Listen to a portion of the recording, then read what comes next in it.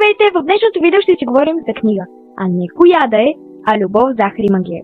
Сега ще ви прочита описанието на книгата. Семейството на 11-годишната Лио притежава най-обичаната пекарна в Роуз Хил, Тексас. Любов и захар предлага вкусни изключения за всякакви случаи.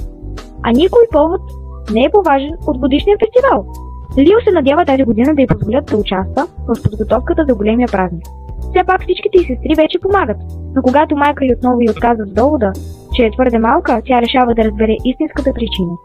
Затова се промъква тайно в пекарната, където открива, че майка и Леля и четирите й по-големи сестри притежават магически способности. Те са вещици от мексиканско потекло, които влагат по малко сладка магия във всичко, което приготвят. Сега Лио знае, че и тя притежава магически способности и е повече от решена да се присъедини към семейния бизнес. Но дори все още да не може да го разкрие на майка си и сестрите си. И когато най-добрата й приятелка Керолайн има проблем, който трябва да бъде разрешен, Лио получава идеалната възможност да изпита способностите си.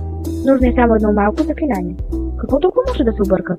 Това е една от най-любимите ми книги, да не кажа най-любимата, просто защото се разказва за магия. Аз обожавам книги, които се разказват за магия. Това е първата част, има втора и трета, за четвърта не съм чула. Авторът е Ана Мариан. Ако искате още такива видеа, абонирайте се за канала ми. Здравейте! В днешното видео ще си говорим за книга. А не коя да е, а Любов, захар и магия. Сега ще ви прочита описанието на книгата. Семейството на 11-годишната Лио притежава най-обичаната пекарна в Роуз Хил, Тексас. Любов и захар предлага вкусни изключения за всякакви случаи. А никой повод не е по-важен от годишния фестивал. Лио се надява тази година да й позволят да участва в подготовката за големия празник. Все пак всичките й сестри вече помагат, но когато майка й отново й отказва с довода, че е твърде малка, тя решава да разбере истинската причина. Затова се промъква тайно в пекарната, където открива, че майка и Леля и четирите й по-големи сестри притежават магически способности. Те са вещици от мексиканско потекло, които влагат по малко сладка магия във всичко, което приготвят. Сега Лио знае, че и тя притежава магически способности и е повече от решена да се присъедини към семейния бизнес. Но дори все още да не може да го разкрие на майка си и сестрите си.